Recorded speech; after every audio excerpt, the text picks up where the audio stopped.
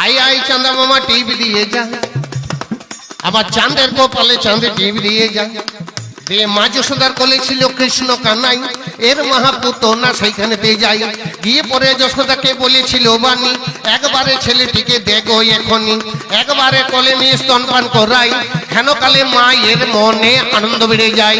7 বাজে সেই সময়ে চিন্তা না করে ছেলেটিকে কোলে দিয়ে ফিরে গেল ঘরের ভিতরে। এইদিকে পুত না ফাঁকা টাইম পেল, স্তনধারা বদনে বিপরীতে দিল।